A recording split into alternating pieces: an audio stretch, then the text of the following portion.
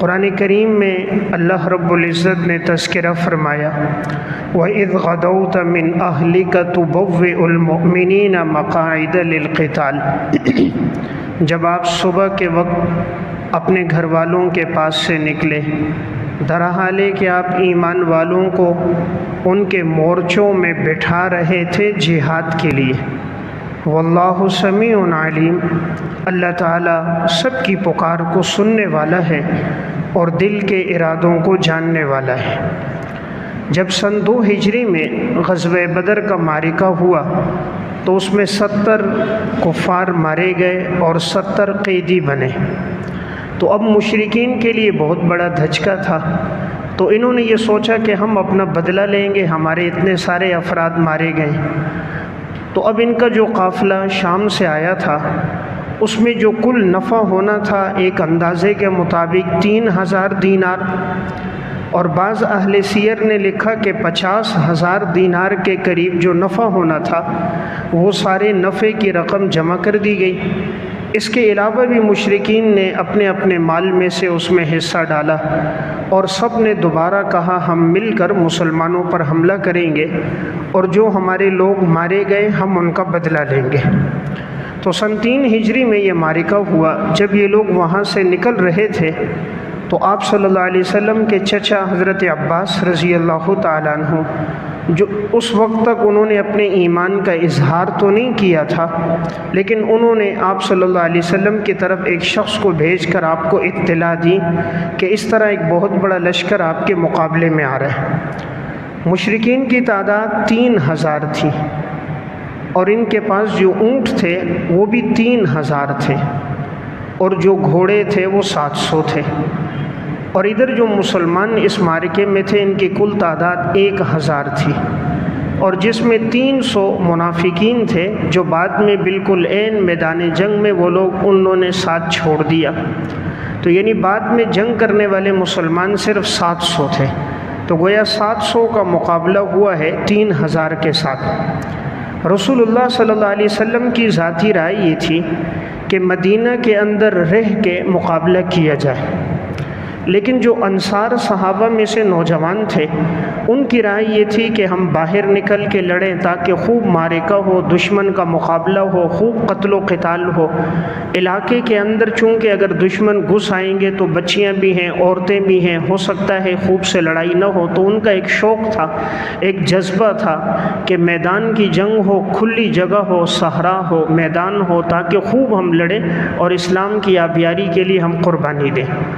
رسول اللہ صلی اللہ علیہ وسلم نے ترغیب دی حضرات صحابہ اکرام کو، تو پھر آپ نے مشورہ طلب کیا کہ تمہاری کیا رائے ہے کہ میں یہیں لڑوں یا باہر رہ کے لڑوں؟ تو جو نوجوان صحابہ تھے انصار میں سب کی رائے یہ تھی کہ باہر نکل کے جنگ لڑی جائے۔ حضرت حمزہ رضی اللہ تعالیٰ عنہ کی رائے بھی یہی تھی، حضرت نعمان بن مالک کی رائے بھی یہی تھی۔ تو جب آپ علیہ الصلوۃ والسلام نے ان کے جذبات دیکھے تو حضور نے فرمایا ٹھیک ہے۔ اب یہ جو عبداللہ بن ابی تھا رئیس المنافق، اس کی رائے یہ تھی، یہ چاہ رہا تھا کہ مدینہ کے اندر ہی جنگ ہو، باہر نہ نکلا جائے۔ تو چونکہ اب اس کی رائے پر عمل نہیں ہوا تو عین میدان جنگ میں جیسے ہی جنگ شروع ہوئی تو یہ 300 منافقین کو لے کر اپنے ہم نوا ان کو لے کر نکل گیا، کہا میرے مشورے پر عمل نہیں ہوا تھا اس لیے میں تمہارے ساتھ نہیں ہوں۔ تو اب مسلمان صرف رہ گئے 700 اور ادھر مقابلے میں کفار ہیں 3000۔ رسول اللہ صلی اللہ علیہ وسلم جب صبح کے وقت نکلے ہیں، قرآن کریم نے اس نقشے کو بیان کیا کہ حضور صحابہ کو مورچوں میں بٹھا رہے تھے اپنی اپنی جگہ، تم نے یہاں بیٹھ کے لڑنا ہے، تم نے یہاں لڑنا ہے، تم نے یہاں لڑنا ہے۔ عبداللہ بن جبیر رضی اللہ تعالیٰ عنہ کو آپ نے فرمایا 50 صحابہ کو آپ نے پہاڑ کے اوپر مقرر کیا کہ تم احد کے پہاڑ پہ رہو گے، ہمیں شکست ہو یا فتح ہو تم نے پہاڑ سے نیچے نہیں آنا، تم نے یہ جگہ نہیں چھوڑنی جب تک میں تمہیں اطلاع نہ دوں۔ اب یہ صحابہ وہیں پر تھے۔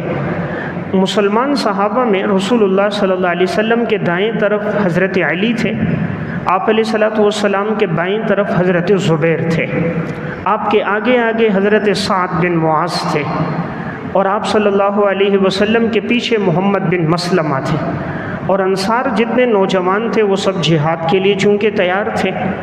اب جیسے یہ جنگ شروع ہونے لگی تو اس وقت سب سے پہلے ان کی طرف سے عامر بن ابی راہب آیا تھا۔ یہ سمجھ رہا تھا میرے آنے سے لوگ سب میرے ساتھ ہو جائیں گے۔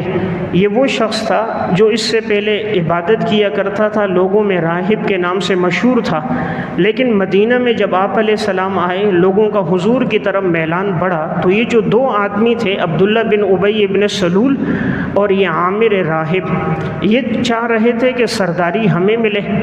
حضور کی آمد سے پہلے کچھ نہ کچھ سرداری ان کے پاس تھی، تو ان کو اپنی سرداری جب ہاتھ سے جاتی نظر آئی اور دیکھا کہ لوگ سب حضور سے محبت کر رہے ہیں، تو عبداللہ بن ابی بدبخت بھی منافق تھا، دل سے ایمان نہ لایا، ادھر عامر جو تھا یہ بھی نہیں لایا، اور اسی نے جا کر مشرکین کو تیار کیا تھا کہ تم لوگ میدان میں آؤ، جس وقت میں جاؤں گا تو سب میری طرف آ جائیں گے، سب محمد کا ساتھ چھوڑ دیں گے۔ تو جیسے یہ میدان میں آیا اور اس نے کہا میں وہی ہوں جو راہب ہوں، عبادت گزار ہوں، اپنا چرچا کیا، اپنا ماضی کا تذکرہ کیا کہ لوگ مجھے دیکھ کر معاذ اللہ رسول اللہ صلی اللہ علیہ وسلم کو چھوڑ دیں گے، لیکن کسی نے بھی نہیں چھوڑا، تو سارے آپ صلی اللہ علیہ وسلم کے ساتھ رہے۔ مشرکین کی طرف سے طلحہ بن ابی طلحہ سب سے پہلے لڑنے کے لیے نکلا، تو حضرت علی رضی اللہ تعالیٰ عنہ اس کے مقابلے میں آئے۔ دوسری طرف سے پھر جب عثمان بن ابی طلحہ نکلا تو حضرت حمزہ رضی اللہ تعالیٰ عنہ کے مقابلے میں آئے۔ حضرت علی نے بھی ایک ہی وار سے ان کو قتل کر دیا، ادھر حضرت حمزہ نے 2 وار کیے اور دونوں ہاتھ اس کے کاٹ دیے، اور جو اس کے ہاتھ میں جھنڈا تھا وہ نیچے گر گیا، پھر اس کو قتل کر دیا۔ بدر کی لڑائی میں بھی حضرت علی اور حضرت حمزہ سب سے پہلے نکلے تھے۔ کفار کی طرف سے عتبہ بن ربیعہ، شیبہ بن ربیعہ، ولید بن عتبہ تھے، اور بدر میں بھی مسلمانوں کی طرف سے پہلے نکلنے والوں میں حضرت علی، حضرت حمزہ اور عبیدہ بن حارث تھے، اور احد میں بھی یہاں حضرت علی اور حضرت حمزہ تھے۔ جب ان کے 22 سردار یوں یکے بعد دیگرے مارے گئے، اب ان کو نظر آنے لگا کہ ہمارے لیے شکست ہونے لگی۔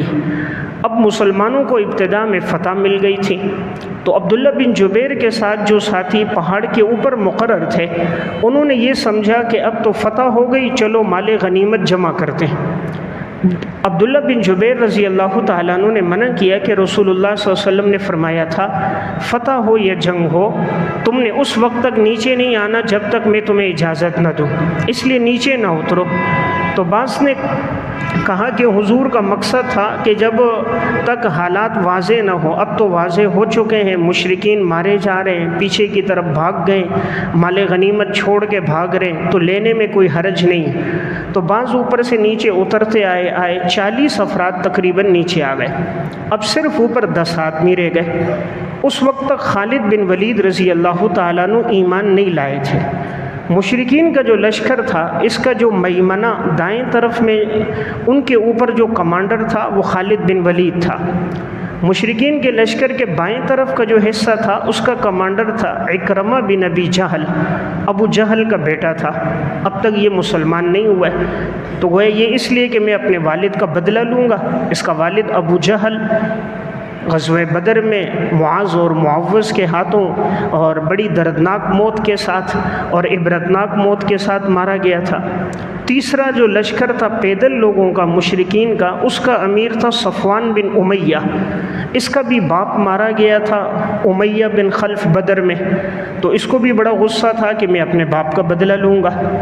تو اب حضرت خالد بن ولید جو اس وقت تک ایمان نہیں لائے تھے، تو انہوں نے جب دیکھا کہ پہاڑ کا اوپر کا حصہ بالکل خالی ہو گیا اور جو لڑنے والے تھے وہ سارے نیچے آ گئے، تو وہ پیچھے سے آ کر انہوں نے جیسے ہی پہاڑ پہ چڑھے اور وار کیا، ایک دم جب اتنا بڑا لشکر اوپر سے آ گیا تو مسلمانوں کی شہادتیں اب شروع ہو گئیں۔ تو چونکہ کچھ جو صحابہ تھے وہ نیچے اترے ہوئے تھے، یہ اوپر سے انہوں نے تیر اندازی شروع کر دی، پھر تعداد بھی زیادہ تھی، 3000 افراد تھے، مسلمان پیچھے رہ بھی گئے، 700 تھے، مرکزی جگہوں پر یہ لوگ آ گئے، تو وقتی طور پر اس مارکے میں پھر شکست ہوئی۔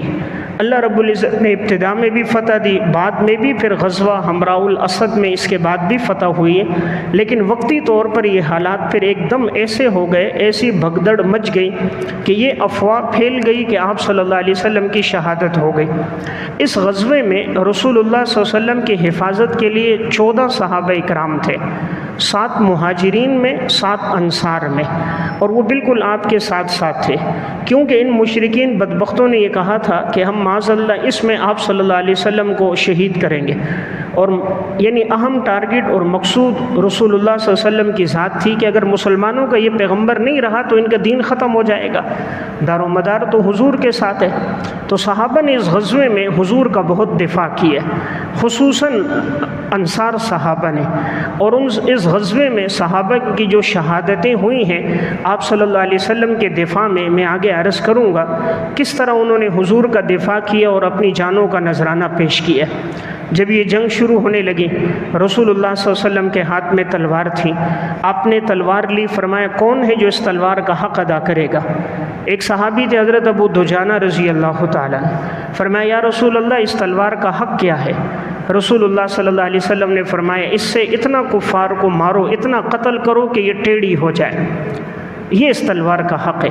فرمایا یا رسول اللہ آپ مجھے دو، انشاءاللہ اس کا حق ادا کروں گا۔ حضرت ابو دجانہ نے تلوار لی، اور جب غزوہ احد شروع ہوا تھا اتنے کفار انہوں نے مارے تھے اس تلوار سے کہ واقعی تلوار کو ٹیڑھا کر دیا تھا۔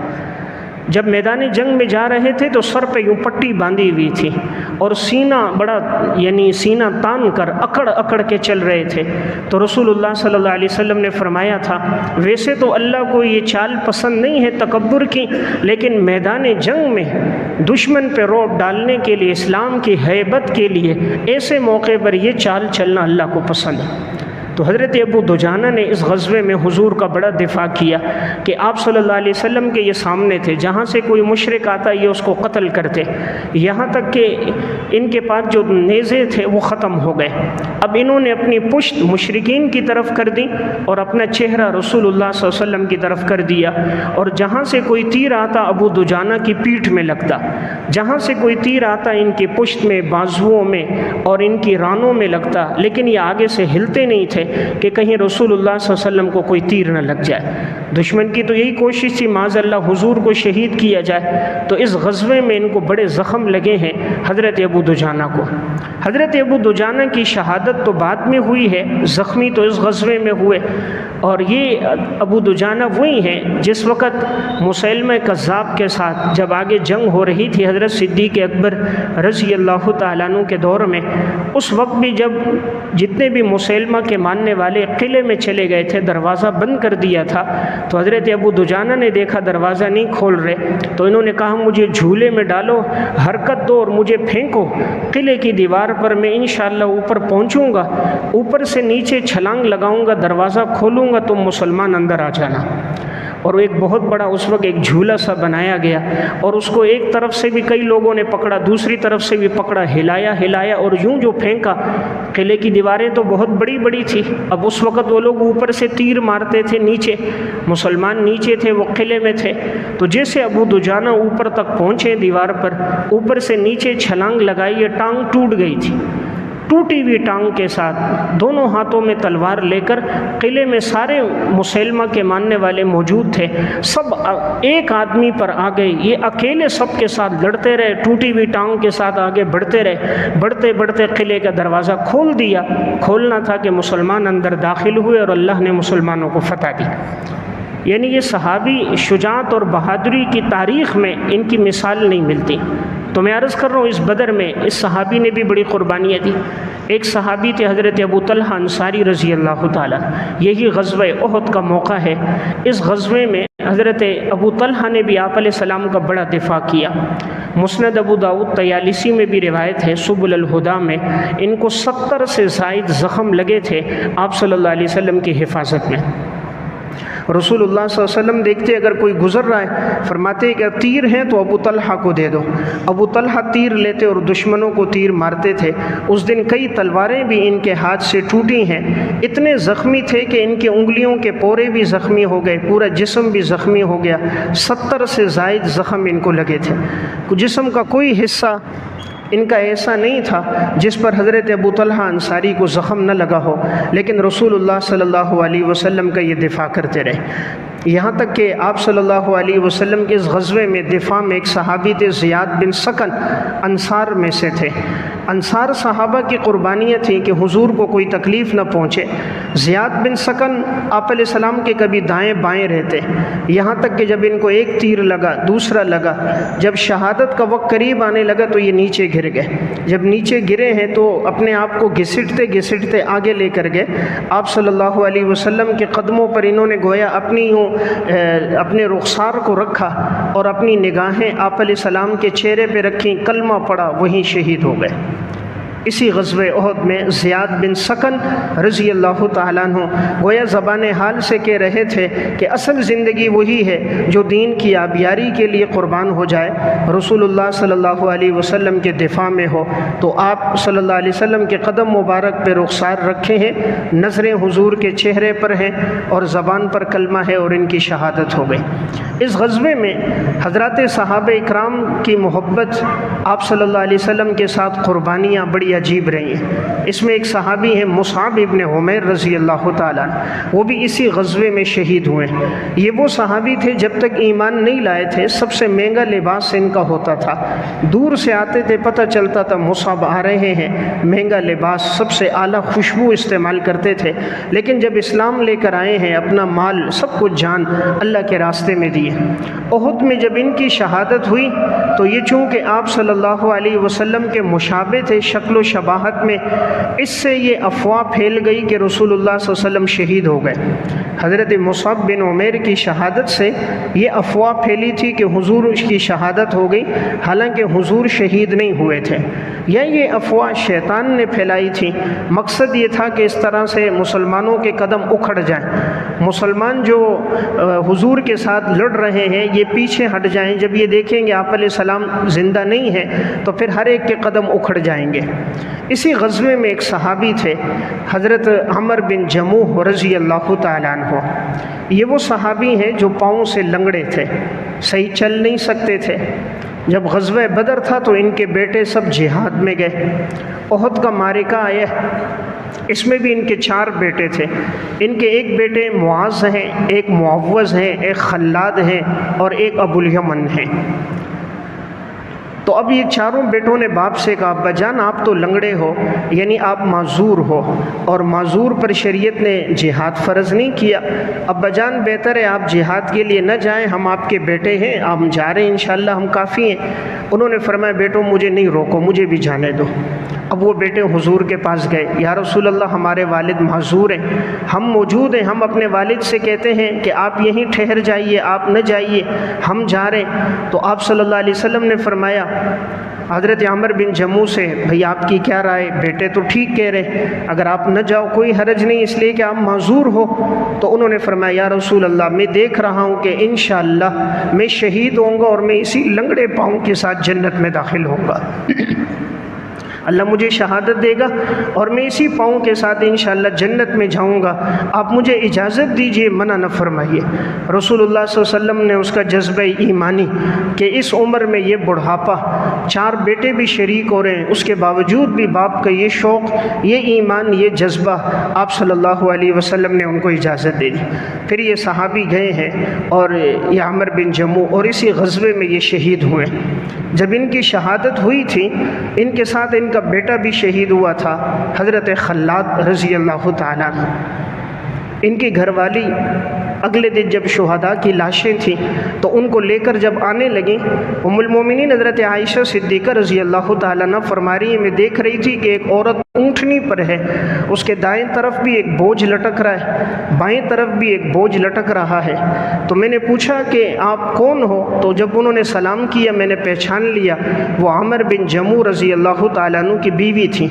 میں نے کہا یہ دائیں بائیں بوجھ کیا ہے؟ انہوں نے کہا یہ میرے شوہر کی لاش ہے، حضرت عمر بن جموح شہید ہو گئے، میرا بیٹا ہے، ایک ان کی ہے خلاد کی اور ایک میرا بھائی ہے۔ یہ چاہ رہی تھی کہ میں ان کو اپنے گھر کے پاس جو جگہ قبرستان ہے وہاں لے جاؤں، لیکن جب اونٹنی کو لے کے جاتی تھی تو اونٹنی وہاں نہیں چلتی تھی، اور جب اونٹنی کو احد کی طرف لے کر جاتے تو اونٹنی وہاں جانے لگ جاتی۔ اور جب دوبارہ اپنے گھر کی طرف جو جگہ تھی یعنی گھر کا قبرستان آبائی کہ وہاں تدفین کروں تو اونٹنی وہاں نہ جاتی، اور جب سواری کا رخ کرتے احد پہاڑ کی طرف جہاں شہادت ہوئی تو ایک دم اونٹنی تیزی سے جاتی۔ یہ صحابیہ حضور کے پاس آئیں کہ یا رسول اللہ آپ بتائیے کہاں تدفین کریں، یہ اونٹنی اس طرف نہیں جا رہی۔ آپ صلی اللہ علیہ وسلم نے فرمایا جب تمہارے شوہر گھر سے نکلے تھے کیا کہا تھا؟ کہا یا رسول اللہ انہوں نے قبلے کی طرف رخ کیا تھا اور اللہ سے یہ دعا کی تھی یا اللہ مجھے واپس نہیں لوٹانا، یا اللہ مجھے گھر واپس ناکام کر کے نامراد کر کے نہیں لوٹانا، مجھے شہادت عطا کرنا، مجھے گھر واپس نہیں لوٹانا۔ حضور نے فرمایا تبھی یہ اونٹنی واپس نہیں جا رہی، تم جتنا زور لگا دو کہ اب ادھر نہیں جائے گی۔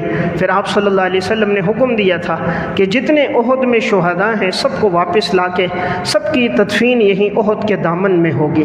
تو آج بھی جہاں احد پہاڑ ہے اس کے ساتھ قبرستان ہے، اسی قبرستان کے اندر احد کے شہداء کی قبریں ہیں، انہی شہداء کی قبروں کے اندر حضرت عمر بن جموح رضی اللہ تعالیٰ عنہ کی قبر بھی ہے۔ آپ صلی اللہ علیہ وسلم نے پھر فرمایا تھا میں نے دیکھا ہے کہ ان کو یہ جنت میں گھوم رہے ہیں اور اللہ نے ان کے پاؤں کو درست کر دیا، پاؤں ٹھیک ہو گیا اور جنت میں گھوم رہے۔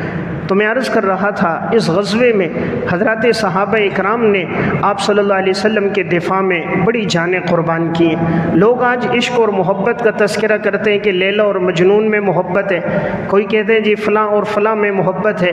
عشق اور محبت کی داستانیں دیکھنی ہے، تاریخ پڑھنی ہے تو وہ محبت جو صحابہ کو حضور سے تھی وہ محبت ہے، اور اس محبت کا اندازہ اس غزوے سے ہوتا ہے۔ اس غزوے میں ایک صحابیہ تھی ام کلثوم انصاریہ رضی اللہ تعالیٰ عنہ، ان کی 4 شہادتیں ہو گئیں اسی غزوے میں احد میں۔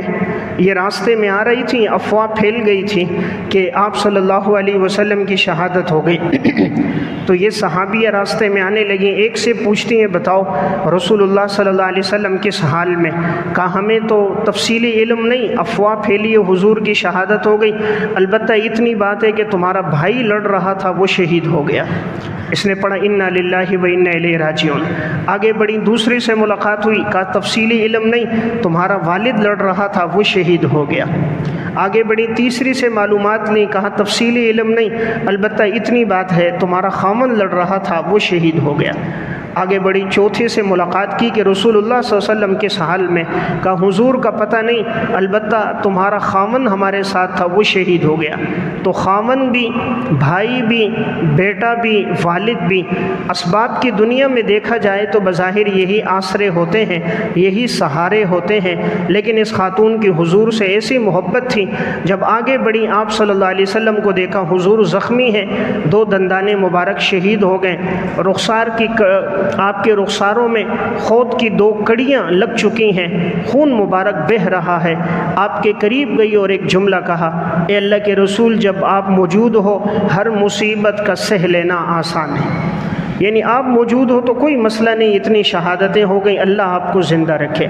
تو آپ دیکھو اتنی بڑی قربانی ہے، آسان بات نہیں ہے۔ ایک دن میں 4 جنازوں کا اٹھ جانا، اسباب کی دنیا میں ایک عورت کے لیے سہارا یا بیٹا ہوتا ہے، یہ سہارا بھائی ہوتا ہے، یہ سہارا شوہر ہوتا ہے، یہ سہارا والد ہوتا ہے، اور ایک دن میں 4 سہارے اٹھ جائیں اور ایمان میں حرف نہ آئے، جذبات میں تبدیلی نہ آئے، زبان پہ ناشکری کا کلمہ نہ آئے، رسول اللہ صلی اللہ علیہ وسلم کو دیکھ کر ایمان کا اظہار کریں، یہ ایمان ہے۔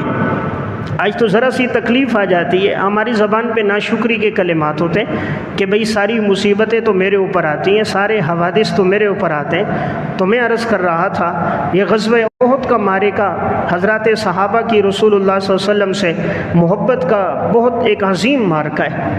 تو اس خاتون کی 4 شہادتیں ہوئی، یہی غزوہ ہے۔ حضرت جابر بن عبداللہ رضی اللہ تعالیٰ عنہ کے والد ہیں عبداللہ بن عمر بن حرام رضی اللہ تعالیٰ عنہ، انہوں نے اپنے بیٹے حضرت جابر کو بلایا۔ اگلے دن غزوہ احد جب شروع ہونے والا ہے، اپنے بیٹے کو بلا کر کہا بیٹا مجھے کائنات میں رسول اللہ صلی اللہ علیہ وسلم کے بعد سب سے زیادہ محبت بیٹا آپ سے، لیکن مجھے یوں لگتا ہے کہ شاید کل میری شہادت ہو جائے، اگر میں شہید ہو گیا تو دو باتوں کی میں تمہیں وصیت کرتا ہوں۔ ایک یہ کہ میرے اوپر قرضہ ہے، اس قرضے کی ادائیگی کرنا، کوشش کر کے میرا قرضہ ادا کر دینا۔ اور نمبر دو، تمہاری بہنیں ہیں، میری بیٹیاں ہیں، ان کا خیال رکھنا، اپنی بہنوں کا خیال رکھنا۔ والدہ کا پہلے انتقال ہو چکا تھا، اور اگر میری شہادت ہو گئی تو اپنی بہنوں کا خیال رکھنا۔ اگلے دن پھر یہ جو صحابی ہیں حضرت عبداللہ بن عمر بن حرام رضی اللہ تعالیٰ عنہ، یہ بھی احد میں شہید ہوئے۔ تو جیسے بیٹے سے کہا تھا، اگلے دن ان کی شہادت ہوئی۔ جب شہادت ہوئی تو ان بدبختوں نے مسئلہ کر دیا تھا، جسم کے اعضاء کاٹ دیے تھے۔ صحابہ اکرام کے جو صحابہ 70 شہید ہوئے، اکثر کے ساتھ انہوں نے یہ کیا کہ مسئلہ کیا، ان کے اعضاء کاٹ دیے، کسی کا ہاتھ کاٹ دیا، کسی کے کان کاٹ دیے، کسی کے ناک تلوار سے کاٹ دی۔ اب اس صحابی پر چادر ڈلی ہوئی تھی، تو ان کے بیٹے جابر آئے، چادر ہٹانے لگے، تو اتنے میں ان کی پھوپھی بھی آ گئی، عبداللہ کی بہن۔ تو صحابہ نے منع کیا، مت ہٹاؤ، عورت ذات ہے، وہ دیکھیں گی، ان کی بیٹیاں دیکھیں گی، برداشت نہیں کر سکیں گی کہ اس طرح اعضاء کو کاٹ دیا گیا ہے۔ تو صحابہ نے بھی منع کیا، چادر کو اوپر سے مت ہٹاؤ۔ تو آپ صلی اللہ علیہ وسلم نے بھی جو شہید تھے صحابی، ان کی بہن سے کہا، چادر کو مت ہٹاؤ، تسلی رکھو، صبر کرو، میں دیکھ رہا ہوں کہ فرشتے اس پر سایہ کیے ہوئے، فرشتوں کا سایہ ہے، تم اس طرح رونا نہیں، کوئی ایسی حرکت، کوئی ایسا فعل نہیں کرنا کہ اللہ تعالیٰ کی مدد کم ہو جائے، فرشتوں کا سایہ نہ ہٹ جائے۔ پھر حضرت جابر نے بھی اپنے والد کے وعدے کو پورا کیا، جتنا قرضہ تھا، اب کہتے ہیں جو قرضہ دیکھا میں نے بہت زیادہ تھا، اور باغ ایک تھا۔ تو جب میرے والد کی شہادت ہوئی، سارے قرض خواہ آ گئے قرضہ مانگنے کے لیے۔ میں سوچنے لگا کیسے قرضہ ادا ہوگا، تو یہ رسول اللہ صلی اللہ علیہ وسلم کے پاس آئے کہ یا رسول اللہ، قرضہ بہت ہے، باغ ایک ہے، تو اگر آپ میرے ساتھ آ جائیں۔ یہ جتنے لوگ قرضہ مانگنے کے لیے آئے ہیں، ان میں غیر مسلم بھی تھے، یہودیوں کا بھی تھا۔ مقصد تھا آپ کو دیکھ کر یہ تھوڑی سی رعایت کر لیں گے، مہلت بڑھا دیں گے، آہستہ آہستہ ان کی ادائیگی ہو جائے گی۔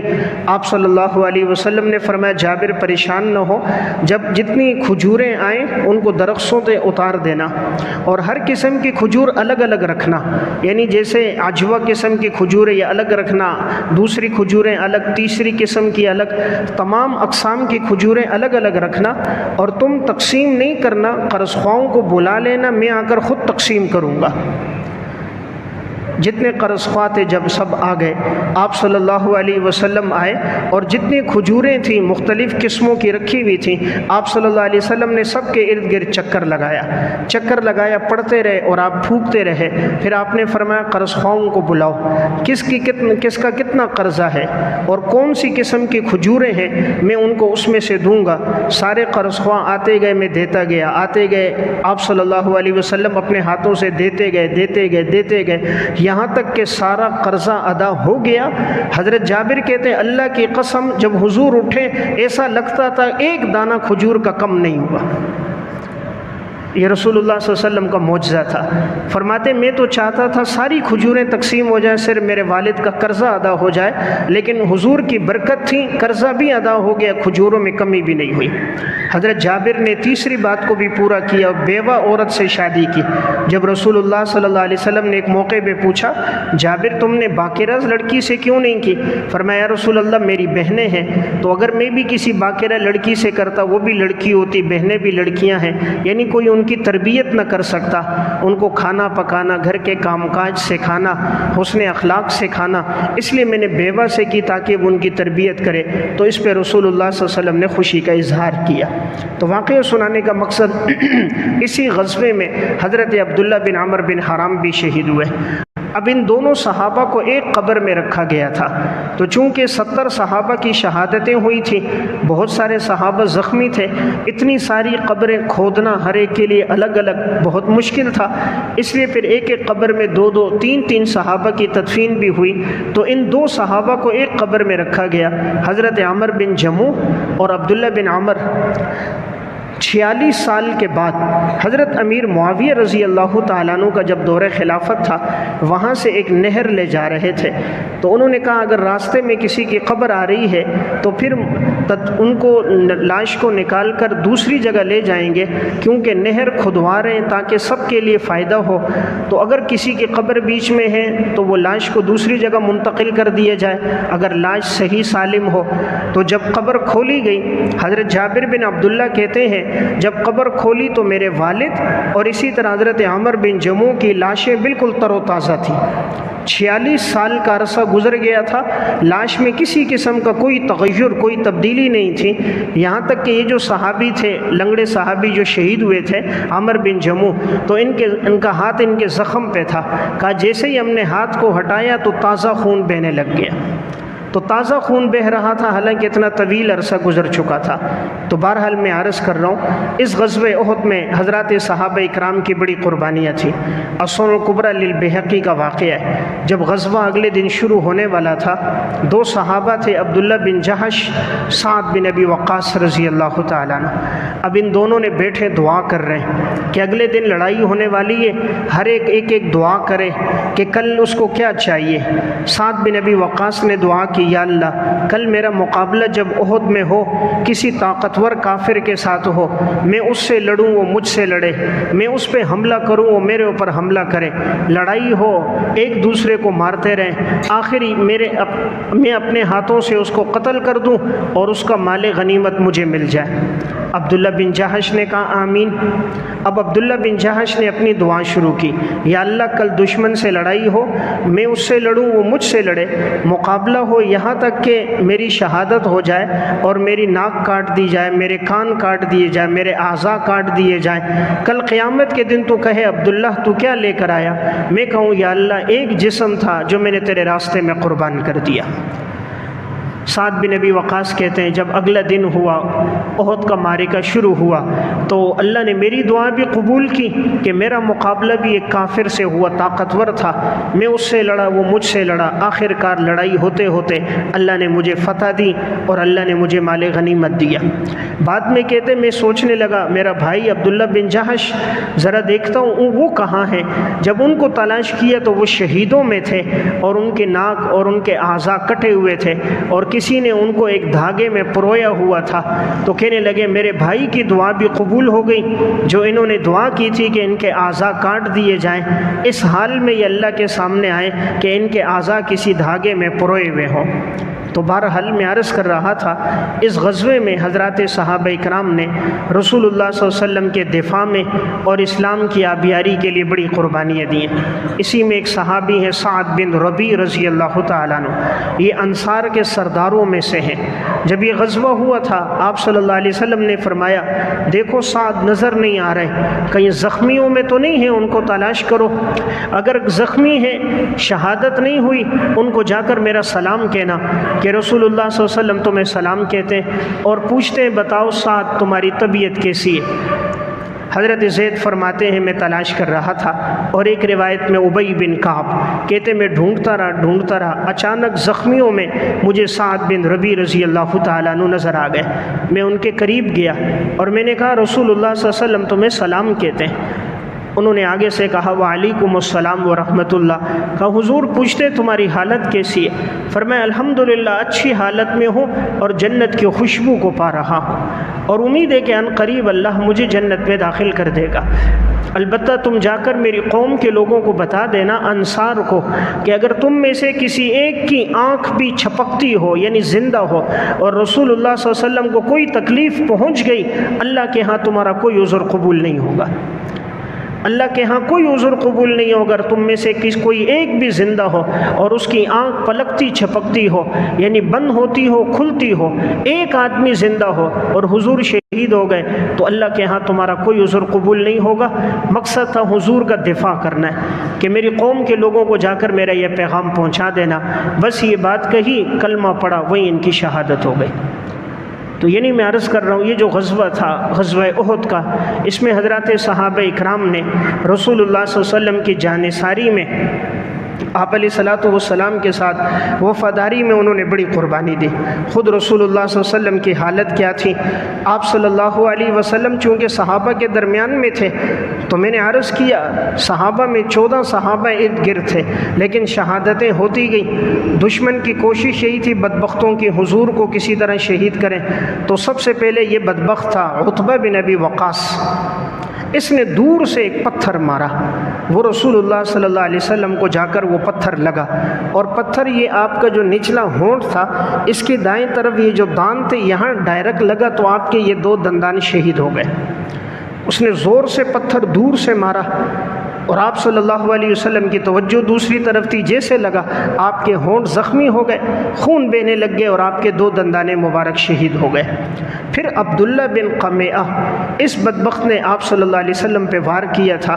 یہ وہ تھا، اس کے پورے جسم پہ لوہے کا لباس تھا، سر سے لے کر پاؤں تک اس نے پوری ایک زرہ لوہے کی پہنی ہوئی تھی کہ کوئی چیز اس پر اثر نہ کرے، اس لیے اگر اس پر کوئی تلوار کو مارتا تو اس کو اثر نہ ہوتی۔ پورا لوہے کا لباس تھا، کوئی نیزہ مارتا اس بدبخت کو اثر نہ ہوتا۔ تو یہ خبیث کہتا تھا آج میں محمد کو قتل کروں گا، آج وہ بچے گا نہیں میرے ہاتھ سے۔ تو جیسے آیا صحابہ نے اس کے ساتھ لڑے مارا، لیکن اس بدبخت نے پیچھے سے اچانک آپ صلی اللہ علیہ وسلم پر جو زور سے وار کیا۔ رسول اللہ صلی اللہ علیہ وسلم نے ایک ٹوپی پہنی ہوئی تھی، اور یہ ٹوپی ہوتی ایک جنگی، تو اس میں اندر لوہے کی کڑیاں تھیں۔ اس نے جو زور سے وہ وار کیے تو وہ لوہے کی کڑیاں آپ کے رخساروں میں گھس گئیں۔ آپ صلی اللہ علیہ وسلم کے رخسار میں اندر تک چلی گئیں، وہ دونوں لوہے کی تھی، تو جب اندر تک گھسی ہیں تو خون بہنے لگ گیا۔ اب یہ بدبخت پیچھے کی طرف بھاگا ہے، آپ صلی اللہ علیہ وسلم نے بد دعا کی تھی اللہ تیرے ٹکڑے کر دے گا، وہی ہوا۔ پھر ایک موقع پر یہ اس طرح مارا گیا عبداللہ بن قمیعہ کہ ایک دفعہ ایک پہاڑ پہ چڑھا، وہاں سے نیچے آ رہا تھا، ایک پہاڑی بکرا اس کے پیچھے لگا اور اس کے بڑے بڑے سنگ تھے، وہ آیا اس کو ٹکر ماری، نیچے گرایا، پھر ٹکر مار کے سنگوں کے ساتھ کھروں کے ساتھ اس کے جسم کے ٹکڑے ٹکڑے کر دیے۔ تو جو رسول اللہ صلی اللہ علیہ وسلم نے فرمایا تھا اللہ نے اس کے ساتھ بدبخت کے ساتھ وہی کیا۔ لیکن یہاں چونکہ آپ صلی اللہ علیہ وسلم اب بہت زخمی ہو گئے، ادھر سے پتھر بھی لگا اور ادھر خود کی 2 کڑیاں بھی آپ کے رخساروں میں چلی گئیں اور آپ علیہ الصلوۃ والسلام کا خون مبارک بہہ رہا تھا، تو اس زخمی حالت میں آپ نیچے گر گئے۔ تو یوں خبر پھیل گئی کہ رسول اللہ صلی اللہ علیہ وسلم کی شہادت ہو گئی، حالانکہ آپ صلی اللہ علیہ وسلم اس وقت تک شہید نہیں ہوئے تھے۔ حضرت ابو طلحہ آپ کے ساتھ تھے بالکل، اور میں نے عرض کیا ان کے جسم پہ کوئی حصہ ایسا نہیں جہاں ان کو زخم نہ لگاؤ۔ جب بعد میں آپ صلی اللہ علیہ وسلم کے پاس حضرت ابو عبیدہ بن جراح، حضرت ابو بکر صدیق آئے کہ جب یہ بات لگی معلوم ہوئی کہ خود کی کڑیاں آپ کے رخساروں میں گئی ہیں، مسند ابو داؤد طیالسی میں ہے، اب وہ کڑیاں اتنے اندر تک گھس گئی تھیں لوہے کی، اگر اس کو کھینچ کے نکالتے تو زخم گہرا ہو جاتا۔ ابو عبیدہ بن جراح نے قسم دی حضرت صدیق اکبر کو کہ یہ خدمت آپ میرے سپرد کرو گے، اور میں ہاتھ سے نہیں نکالوں گا، دانت سے کھینچ کے نکالوں گا تاکہ رسول اللہ صلی اللہ علیہ وسلم کو تکلیف نہ ہو، زخم گہرا نہ ہو۔ ابو عبیدہ بن جراح نے اپنے دانتوں میں یہ کڑی پکڑی اور اس کو یوں کھینچ کر جو نکالا تو ان کا سامنے کا دانت ٹوٹ کر نیچے گر گیا۔ اب حضرت صدیق اکبر رضی اللہ تعالیٰ عنہ نے فرمایا ابو عبیدہ اب چھوڑو، دوسری کڑی میں نکالوں گا، تمہارا دانت گر گیا۔ پھر انہوں نے قسم دی اس کو کہ یہ ایک سعادت ہے، تم میری سعادت میرے لیے چھوڑ دو، اگر دنیا کی کوئی بات ہوتی میں تمہارے لیے چھوڑتا، یہ تم میرے لیے چھوڑو۔ جب اصرار کیا تو حضرت صدیق اکبر کہتے میں نے نہیں چھوڑا۔ پھر یہ گئے آپ صلی اللہ علیہ وسلم کے دوسرے رخسار پہ جو خود کی کڑی تھی اس پہ اپنا دانت رکھا، زور سے کھینچ کر جو باہر نکالی تو دوسرا دانت بھی ٹوٹ گیا۔ دونوں دانت ٹوٹ گئے، لیکن اللہ رب العزت نے اس کے باوجود یہ جب مسکراتے تھے، صحابہ میں سب سے زیادہ خوبصورت جو نظر آتے تھے ابو عبیدہ بن جراح تھے۔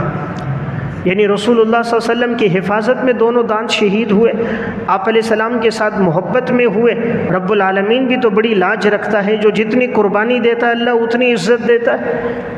تو باوجود یہ کہ دونوں دانت نہیں تھے، لیکن جب صحابہ میں مسکراتے تھے ابو عبیدہ سب سے زیادہ حسین تھے۔ اب رسول اللہ صلی اللہ علیہ وسلم کے یہ زخم، کڑیاں تو نکال دی گئیں، پھر آپ کے یہ زخم سے خون بہہ رہا تھا، بند نہیں ہو رہا تھا۔ صحیح بخاری کی روایت ہے، حضرت فاطمہ رضی اللہ تعالیٰ عنہ کو پتہ چلا، وہ دوڑتی ہوئی آئیں۔ اس وقت تک پردے کے احکامات بھی ابھی احد میں نہیں آئے تھے۔ حضرت علی رضی اللہ تعالیٰ عنہ بھی تھے، ڈھال میں پانی لے کر آئے اور آ کر آپ صلی اللہ علیہ وسلم کے ان زخموں کو دھویا۔ خون بند نہیں ہو رہا تھا تو چٹائی کو جلایا، اور پھر جو چٹائی کی راکھ تھی وہ راکھ لے کے زخم پہ رکھی تو تھوڑی دیر کے بعد خون بند ہوا۔ تو رسول اللہ صلی اللہ علیہ وسلم اس موقع پہ فرمانے لگے کہ یہ قوم کیسے فلاح پائے گی جنہوں نے اپنے پیغمبر کو زخمی کر دیا، اپنے پیغمبر کو خون آلود کر دیا، یہ لوگ کیسے فلاح پائیں گے؟ تو بہرحال میں عرض کر رہا تھا اس غزوے میں حضرات صحابہ اکرام کی جانثاری، وفاداری، صحابہ کی قربانیاں بڑی عجیب تھیں۔ جب آپ علیہ السلام کی شہادت کی افواہ پھیلنے لگی، حضرت انس بن مالک کے چچا ہیں انس بن نضر رضی اللہ تعالیٰ عنہ، کہ جب یہ خبر ہوئی کہ حضور شہید ہو گئے تو انہوں نے سب کو تسلی دی کہ انشاءاللہ حضور شہید نہیں ہوں گے، لیکن بالفرض اگر شہید ہو بھی گئے تو دیکھیں اللہ رب العزت کی ذات باقی ہے، دین باقی ہے، ہم نے دین سے پیچھے نہیں ہٹنا، دین کے لیے قربانی دینی ہے۔ پھر انہوں نے حضرت انس بن نضر نے ایک بات کہی تھی کہ اگر اللہ نے مجھے دوبارہ موقع دیا، یا غزوہ بدر میں شریک نہیں ہو سکے تھے، انہوں نے کہا اگر اللہ نے دوبارہ موقع دیا انشاءاللہ اللہ بھی دیکھے گا، ایمان والے بھی دیکھیں گے کہ میں اسلام کے لیے کس طرح قربانی دوں گا۔ پھر جب یہ آگے بڑھے ہیں تو راستے میں ان کو سعد بن معاذ رضی اللہ تعالیٰ عنہ ملے، فرمایا انس بن نضر سے کہاں جا رہے ہو؟ فرمایا اللہ کی قسم جنت کی خوشبو کو احد کے دامن میں پاتا ہوں، انی اجد ریح الجنت دون احد، احد کے دامن میں جنت کی خوشبو پا رہا ہوں۔ پھر یہ آگے گئے ہیں انس بن نضر اور لڑے، 80 سے زائد زخم تلوار کے، نیزے کے ان کو لگے اور یہ شہید ہوئے۔ اور ان کی بہن نے ان کو پہچانا تھا انگلیوں کے پوروں سے، جسم کا کوئی حصہ، چہرہ ہے، پیٹھ ہے، پشت ہے، سینہ ہے، کوئی حصہ ایسا نہیں تھا جو زخمی نہ ہوا ہو۔ تو بہن نے آخر ان کو پہچانا تو انگلیوں کے پورے دیکھ کر پہچانا کہ یہ میرا بھائی ہے۔ حضرت انس فرماتے تھے یہی وہ لوگ ہیں کہ جن کے بارے میں اللہ نے قرآن کریم کی یہ آیت نازل کی تھی کہ انہوں نے کہا تھا نا کہ اگر اللہ ہمیں موقع دے گا انشاءاللہ تو اللہ بھی دیکھے گا، ایمان والے بھی، ہم کس طرح قربانی دیں گے۔ رجال صدقوا ما عاهدوا الله علیہ فمنهم من قضى نحبه ومنهم من ينتظر وما بدلوا تبدیلا۔ کچھ لوگ ایسے ہیں جنہوں نے سچ کر دکھایا اس وعدے کو جو انہوں نے اللہ سے وعدہ کیا تھا، انہوں نے اپنی نظروں کو پورا کر دیا۔ کچھ ایسے ہیں جو اب بھی منتظر ہیں اور نہیں ہے وہ اس کو تبدیل کرنے والے۔ تو بہرحال اس صحابی کی شہادت بھی اسی غزوے میں۔ تو میں عرض کر رہا تھا اس غزوے میں حضرات صحابہ اکرام میں بڑوں نے، چھوٹوں نے، مردوں نے، عورتوں نے، جس سے جو ہو سکا ہے انہوں نے رسول اللہ صلی اللہ علیہ وسلم کا اور دین اسلام کا دفاع کیا۔ 17 صحابہ اکرام کہ جو بدر میں اس لیے کہ ان کی عمر کم تھی، 14 سال تھی، انہیں روک دیا گیا تھا، لیکن احد میں عمر ان کی 15 سال ہو گئی، انہوں نے بھی شرکت کی۔ اب صحابہ میں دو صحابہ تھے، وہ ذرا عمر میں کم تھے، ایک رافع بن خدیج رضی اللہ تعالیٰ عنہ، ان کی عمر کم تھی 15 سال سے۔ اب 15 سال سے جو کم تھا، آپ صلی اللہ علیہ وسلم نے فرمایا انہیں نہ لے کے جاؤ، چھوٹے ہیں، بڑوں کو لے کے جاؤ۔ ابھی اپنی پاؤں کی انگلیوں پہ کھڑے ہو گئے، انگلیوں پہ یوں کھڑے ہو رہے تاکہ میں اونچا نظر آؤں، بڑا نظر آؤں۔ حضور کے پاس ہے، یا رسول اللہ مجھے منع نہیں کریں، آپ مجھے جانے دیں، میں تیر انداز ہوں انشاءاللہ، آپ دیکھیں گے میں کس طرح لڑوں گا۔ رسول اللہ صلی اللہ علیہ وسلم نے جذبات دیکھ کر ان کو اجازت دے دی۔ ایک اور صحابی آ گئے، انہوں نے کہا یا رسول اللہ ان کی عمر بھی کم تھی کہ جب آپ نے ان کو اجازت دی آپ مجھے بھی اجازت دیجئے، اس لیے کہ میں ان سے زیادہ طاقتور ہوں۔ رسول اللہ صلی اللہ علیہ وسلم نے فرمایا اگر آپس میں لڑائی ہوئی اس کو نیچے گرا دو گے؟ کہا جی گرا دوں گا۔ آپ نے فرمایا ان کی لڑائی کراؤ، سمورہ بن جندب تھے، تو جیسے گئے انہوں نے لڑے اور رافع بن خدیج کو نیچے گرا دیا، تو رسول اللہ صلی اللہ علیہ وسلم مسکرا کے دونوں کو اجازت دے دی۔ یعنی واقعہ سنانے کا مقصد کہ بچوں کا بھی کیسا جذبہ ہے کہ بھئی وہ خود اس میں تیار ہیں کہ ہمیں پیچھے نہ رہنے دیا جائے، یا رسول اللہ اس موقع میں ہمیں بھی شریک ہونا دیا جائے۔ تو بچوں نے بھی اس میں شرکت کی، عورتوں نے بھی اس غزوہ احد میں شرکت کی۔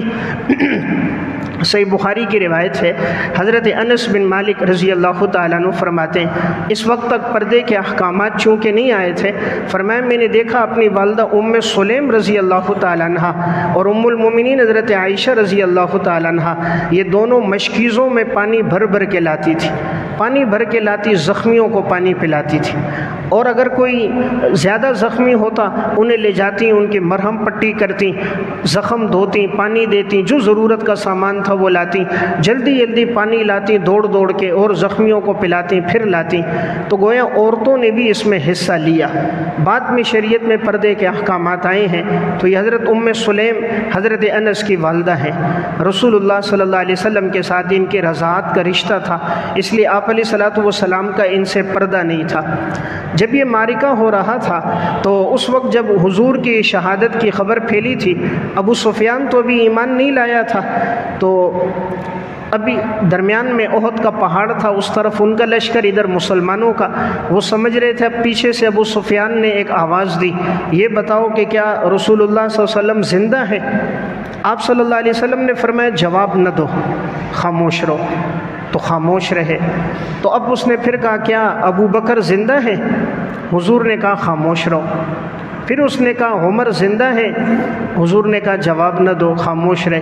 اب وہ خوش ہو گیا، سب سے کہنے لگا دیکھو لگتا ہے آج سارے مارے گئے، آج محمد کو بھی معاذ اللہ ہم نے شہید کر دیا، ابو بکر کو بھی کر دیا، عمر کو بھی کر دیا۔ گویا دشمن کو بھی ترتیب کا پتہ تھا کہ حضور کے بعد بڑا مقام صدیق اکبر کا ہے، صدیق اکبر کے بعد ایک بڑا مقام حضرت عمر کا ہے۔ حضرت عمر نے جب دیکھا کہ بڑے خوش ہو رہے تو انہوں نے کہا میں ان کو جواب دیتا ہوں۔ جواب دیا کہ تمہیں اللہ غمگین کرے، رسوا کرے کہ آپ صلی اللہ علیہ وسلم بھی حیات ہے، ابو بکر بھی حیات ہے، اور میں عمر بھی الحمدللہ حیات ہوں۔ یعنی اس سے تم خوش نہیں ہو، ہماری شہادتیں ہو گئی، ہم حیات ہیں۔ تو اس وقت اس نے خوشی میں ایک نعرہ لگایا تھا، ابو سفیان نے کہا اعلو حبل، اعلو حبل، حبل جیوے جیوے، آج کے الفاظ میں حبل جیوے جیوے، زندہ باد حبل۔ حبل ایک بت کا نام ہے، یعنی ہمارا بت زندہ باد۔ رسول اللہ صلی اللہ علیہ وسلم نے فرمایا تم جواب نہیں دیتے؟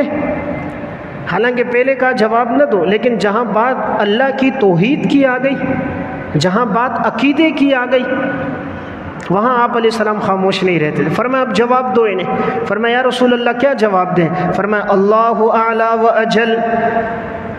یہ کہتے ہیں نا کہ حبل زندہ باد، بولو اللہ اعلی، سب سے بلند و بالا اللہ، و اجل، سب سے برگزیدہ اللہ۔ ابو سفیان نے پھر کہا ان لنا العزى ولا عزى لكم، ہمارا تو عزہ بت ہے، تمہارا عزہ نہیں ہے۔ ہمارے پاس عزہ بت ہے، تمہارے پاس عزہ بت نہیں ہے۔ آپ صلی اللہ علیہ وسلم نے فرمایا صحابہ سے جواب نہیں دیتے؟ فرمایا یا رسول اللہ کیا جواب دیں؟ حضور نے فرمایا اللہ مولانا ولا مولا لکم، اللہ مولانا، اللہ ہمارا کارساز ہے، ولا مولا لکم، تمہارا کارساز اللہ نہیں ہے، اللہ ہمارا کارساز ہے۔ اس سے معلوم ہوتا ہے کہ دشمن اگر عقیدے پر کوئی بات کرے، اللہ رب العزت کے خلاف کوئی بات کرے، رسول اللہ صلی اللہ علیہ وسلم کے خلاف، تو اسے جواب دینا چاہیے، اسے بتانا چاہیے کہ اس کی غلط بات ہے اور اس کی جگہ درست بات کا اظہار ہو۔ بہرحال میں عرض کر رہا تھا اس غزوے کے اندر شہادتوں میں جو شہادتیں ہوئیں ان میں ایک خاتون ہے حمنہ بنت جہش رضی اللہ تعالیٰ عنہ۔ اس خاتون کی بھی 3 شہادتیں اس غزوے میں ہوئیں۔ حمنہ بنت جہش آپ علیہ الصلوۃ والسلام کی جو گھر والی ہیں، زینب بنت جہش ان کی بہن ہیں۔ ان کو پہلے خبر پہنچی کہ آپ کے خالو حضرت حمزہ رضی اللہ تعالیٰ عنہ شہید ہو گئے، احد میں ہی شہید ہوئے۔ تو انہوں نے پڑھا انا للہ و انا الیہ راجعون۔ تھوڑی دیر گزری، خبر پہنچی آپ کے بھائی عبداللہ بن جہش شہید ہو گئے، پھر انہوں نے انا للہ پڑھا۔ پھر خبر پہنچی کہ خاوند، ان کے خاوند تھے مصعب ابن عمیر رضی اللہ تعالیٰ عنہ، وہ بھی شہید ہو گئے۔ اب اس سے برداشت نہ ہوا، غیر اختیاری طور پر ایک چیخ نکل گئی اور پھر انا للہ پڑھ لیا۔ تو رسول اللہ صلی اللہ علیہ وسلم نے فرمایا یہ خاتون برداشت کرتی رہی، خاوند کی خبر جب آئی تو وہ برداشت نہ ہو سکے۔ تو دیکھیں کتنی قربانیاں ہیں صحابیات کی بھی، ایک دن میں 3 جنازے اٹھ کے، خالو بھی شہید ہو گیا اور بھائی بھی شہید ہو گیا اور شوہر بھی شہید ہو گیا۔ تو یہ جو مصعب ابن عمیر میں نے عرض کیا تھا کہ جن کی شہادت اس میں ہوئی، آخر جب شہادت کے بعد ان کی تدفین کی باری آ رہی تھی تو اب جب دیکھا گیا تو کفن کے لیے کپڑا نہیں تھا، کفن کے لیے ایک ہی چادر تھی۔ حضرت مصعب بن عمیر کو جب کفن دینے لگے، اب وہ چادر سر کی جانب کرتے پاؤں کھل جاتے تھے، اور جب پاؤں کی جانب کرتے تھے تو سر کھل جاتے تھے۔ جنہوں نے دین کے لیے سب کچھ اپنا لٹایا، کہ جب رسول اللہ صلی اللہ علیہ وسلم نے دیکھا سر کی جانب کیا، پاؤں کھل رہے، پاؤں کی جانب کھینچا تو سر کھل گیا، آپ نے فرمایا اس چادر کو سر کی جانب کر دو اور ان کے پاؤں پر اذخر گھاس ڈال دو، تو پھر آخر پاؤں پہ گھاس ڈالی گئی۔ ایک موقع تھا، عبد الرحمن بن عوف رضی اللہ تعالیٰ عنہ کھانا کھا رہے تھے، کھانا سامنے تھا، روزے کی حالت میں تھے، دسترخوان لگا ہوا تھا، نعمتیں تھی سامنے، تو عبد الرحمن بن عوف رضی اللہ تعالیٰ عنہ کی آنکھوں سے آنسو بہنے لگ گئے، تو ایک دم اتنا روئے، کھانا ترک کر دیا۔ کسی نے کہا کیوں؟ کہا ہمارے بھائی تھے مصعب ابن عمیر، ان کی شہادت ہوئی تھی، کفن کا کپڑا مکمل نہیں تھا کہ ان کو دیا جا سکے، آج ہمیں تو اللہ کی اتنی نعمتیں مل گئی، کہیں ایسا تو نہیں اللہ ہمیں نیک اعمال کا بدلہ دنیا میں تو نہیں دے رہا؟ یہ جو دسترخوان پر اتنی نعمتیں ہیں، کہیں ایسا تو نہیں نیک اعمال کا بدلہ دنیا میں مل جائے آخرت میں نہ ہو؟ تو مصعب ابن عمیر کو غزوہ احد کو یاد کر کے اتنے روئے کہ کھانا ہی ترک کر دیا۔ اسی غزوے میں رسول اللہ صلی اللہ علیہ وسلم کے چچا حضرت حمزہ بھی شہید ہوئے، اور بڑی بے دردی کے ساتھ انہیں شہید کیا تھا۔ حضرت وحشی نے بعد میں یہ اسلام لے کر آئے ہیں، تو یہ کہتے ہیں میں اس وقت یہ جبیر ابن مطعم کے غلام تھے، انہوں نے کہا تھا کہ اگر تم کسی طرح حضرت حمزہ کو شہید کر دو گے تو میں تمہیں آزاد کر دوں گا۔ تو اب یہ ایک چٹان کے پیچھے تھے اور پیچھے سے انہوں نے ایک وار کیا تھا، اور وہ تیر حضرت حمزہ رضی اللہ تعالیٰ عنہ کو ناف کے نیچے لگا تھا، اور وہ آر پار ہوا اور زخمی ہو گئے، گر گئے، اور اسی میں حضرت حمزہ رضی اللہ تعالیٰ عنہ کی شہادت ہو گئی۔ بعد میں ان بدبختوں نے آپ کے جسم کے ٹکڑے کر دیے تھے، ہاتھ الگ کر دیے تھے، کان الگ کر دیا تھا، ناک الگ کر دی تھی، یہاں تک کہ آپ کے سینے کو چیر کر اور وہاں سے بھی کلیجہ ہندہ نے نکال کر چبایا تھا، کیونکہ ہندہ کے والد کو حضرت حمزہ رضی اللہ تعالیٰ عنہ نے بدر میں شہید کیا تھا، تو ان کے جسم کے 17 ٹکڑے ہو گئے تھے۔ حضرت حمزہ رضی اللہ تعالیٰ رسول اللہ صلی اللہ علیہ وسلم آئے تو آپ روئیں، آپ کو ہچکیاں لگ گئی تھی، آپ کی آنکھوں سے آنسو بہنے لگ گئے کہ انہوں نے میرے چچا کو بڑی بے دردی سے شہید کیا، کہ جسم کے ان کے ٹکڑے ٹکڑے ہو گئے۔ تو آپ صلی اللہ علیہ وسلم نے فرمایا کہ انہوں نے مسئلہ کیا تو میں بھی ان کے 70 کافروں کے ساتھ اسی طرح کروں گا۔ لیکن پھر قرآن کریم کی آیت نازل ہو گئی، وَإِنْ عَاقِبْتُمْ فَعَاقِبُوا بِمِثْلِ مَا عُوقِبْتُمْ بِهِ وَلَئِنْ صَبَرْتُمْ لَهُوَ خَيْرٌ لِلصَّابِرِينَ۔ اگر آپ نے بدلہ لینا ہے تو آپ برابر سرابر بدلہ لیجئے، لیکن اگر آپ صبر کرو تو صبر کرنے والوں کا مقام تو بہت بہتر ہے۔ تو رسول اللہ صلی اللہ علیہ وسلم نے پھر صبر ہی کیا، اور پھر آپ نے ان کے مقابلے میں بدلے میں ان کے 70 کفار کو مسلح بھی نہیں کیا، قتل بھی نہیں کیا۔ تو بہرحال اسی غزوے میں حضرت حمزہ رضی اللہ تعالیٰ عنہ بھی شہید ہوئے، کہ جنہیں آپ صلی اللہ علیہ وسلم نے سید الشہداء فرمایا، یعنی تمام شہداء میں جو سب کے سردار تھے وہ حضرت حمزہ رضی اللہ تعالیٰ عنہ تھے۔ تو بہرحال اس غزوے میں یعنی مردوں نے، عورتوں نے، اگر آپ دیکھیں گے ہر ایک نے جو قربانی دی ہے وہ ایسی ہے کہ اس کی نظیر نہیں ملتی۔ اسی غزوے کے اندر ایک صحابی ہیں حضرت خیثمہ رضی اللہ تعالیٰ عنہ۔ حضرت خیثمہ کے بیٹے تھے سعد بن خیثمہ۔ سعد کی شہادت بدر میں ہوئی تھی، اور وہ بھی عجیب واقعہ ہے۔ وہ اس طرح کے باپ بیٹے بدر کے اندر جب جانے کا موقع آیا، بیٹے نے کہا میں جنگ میں جاؤں گا، والد نے کہا حضرت خیثمہ رضی اللہ تعالیٰ عنہ نے میں جاؤں گا۔ جب آپس میں لڑائی، آپس میں بات شروع ہوئی، تکرار ہونے لگا، تو بیٹے نے کہا دیکھو ابا جان، اگر معاملہ دنیا کا ہوتا تو میں آپ کو سب سے آگے رکھتا، دنیا کی بات ہو تو، لیکن یہ بات آخرت کی ہے، بات اعمال کی ہے، بات اللہ کی رضا اور جنت کی بات ہے، ابا جان میں جاؤں گا۔ تو والد نے کہا چلو بیٹا قرآن اندازی کرتے۔ جب قرآن اندازی کی تھی تو نام نکلا تھا حضرت سعد کا، تو حضرت سعد بدر میں گئے تھے، شہید ہو گئے تھے۔ اب جب یہ احد کا معرکہ اگلے سال آیا 3 ہجری میں، تو اس والد نے خواب دیکھا تھا، غزوہ احد سے پہلے اپنے بیٹے کو سعد کو دیکھا جنت ہے، اور بیٹا جنت کے اندر گھوم رہا ہے، اللہ کی نعمتوں سے لطف اندوز ہو رہا ہے۔ بیٹے سے پوچھا، بیٹے نے کہا ابا جان جو اللہ نے وعدہ کیا تھا اللہ نے وہ ساری نعمتیں ہمیں دی ہیں، یہاں جنت کی آبشاریں ہیں، حوریں ہیں، جنت کے انعامات ہیں، باغات ہیں، پھل ہیں، ابا جان آپ کب آؤ گے؟ آپ کب آؤ گے کہ یہاں اللہ کی نعمتوں سے ہم لطف اندوز ہوں گے۔ انہوں نے کہا انشاءاللہ بیٹا میں بھی عنقریب آؤں گا۔ اسی وقت آنکھ کھل گئی، آنکھوں میں آنسو تھے کہ اب بیٹے سے کب ملاقات ہوگی اور اللہ کب شہادت دے گا۔ جب غزوہ احد شروع ہوا رسول اللہ صلی اللہ علیہ وسلم کے پاس آئے، یا رسول اللہ میں بھی جاؤں گا، اور اپنا واقعہ سنایا کہ میں نے اپنے بیٹے کو دیکھا ہے اور آپ دعا کیجیے اللہ مجھے شہادت دے، اللہ مجھے شہادت دے کہ میں اپنے بیٹے کے ساتھ جنت میں جمع ہو جاؤں۔ آج تو ہماری کوشش ہوتی ہے اولاد کی دنیا بنانے کی، صحابہ نے اولاد کی آخرت بنائی تھی، ان کو اعمال پہ لے کر آئے تھے۔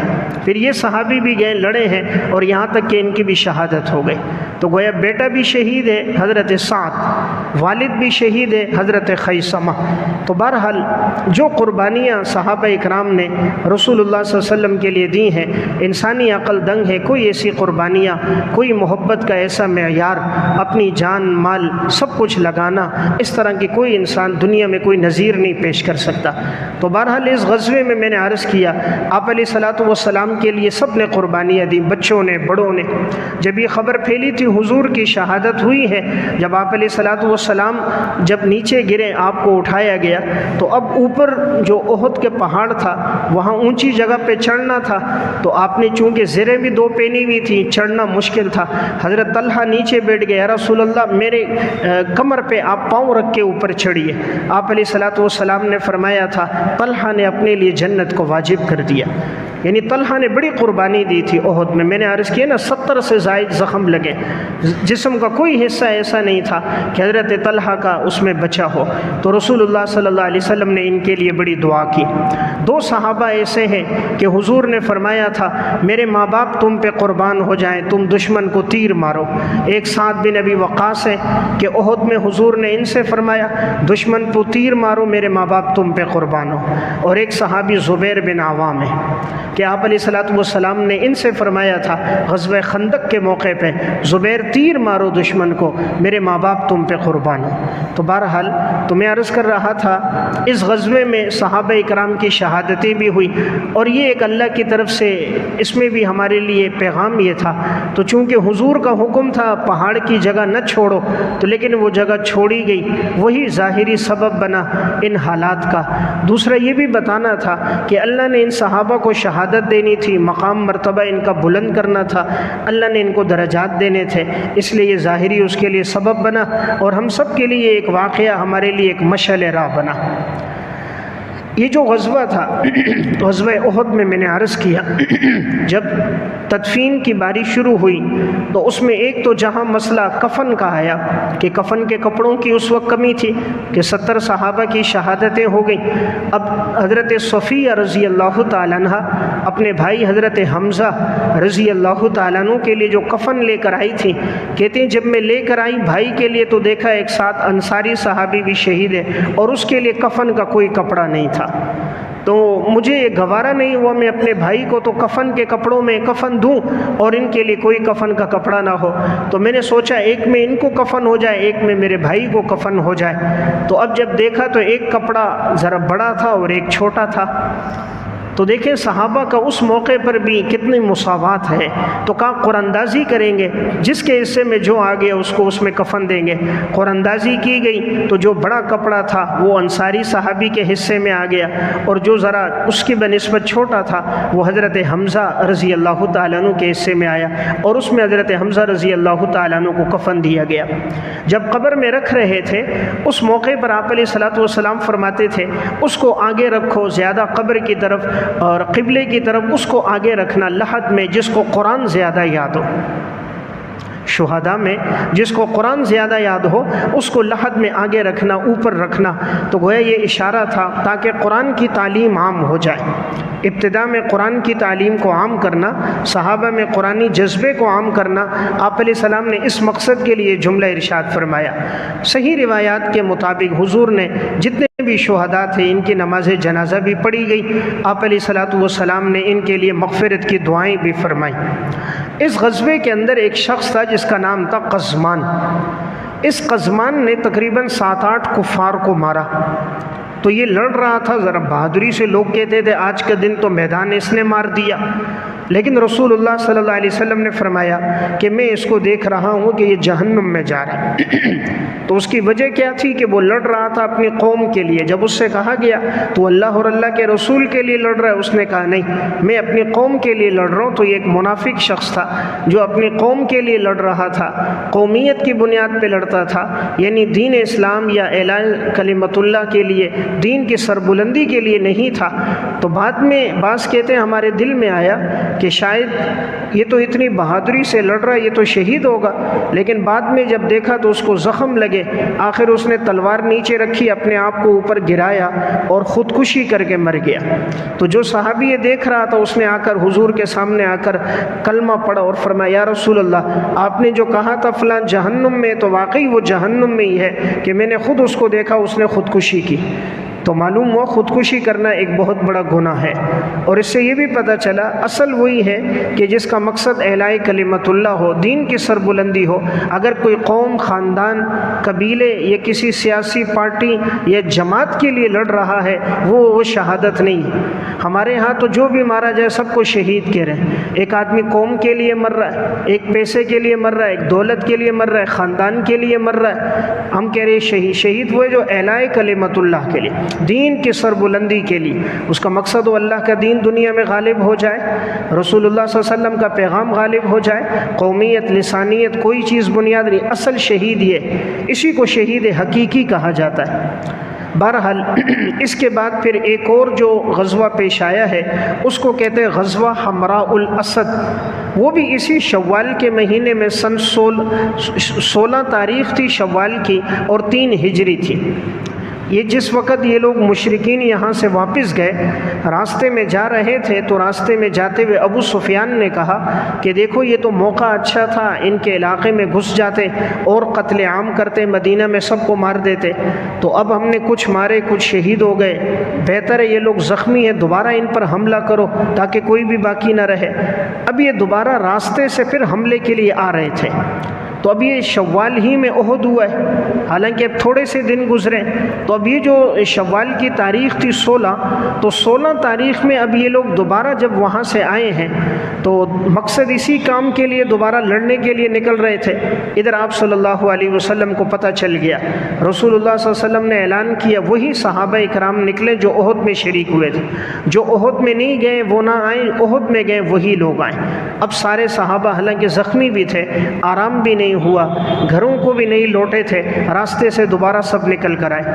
جب یہ راستے سے ادھر آ رہے تھے، اب ایک شخص تھا معبد خزاعی، وہ رسول اللہ صلی اللہ علیہ وسلم سے راستے میں ملا۔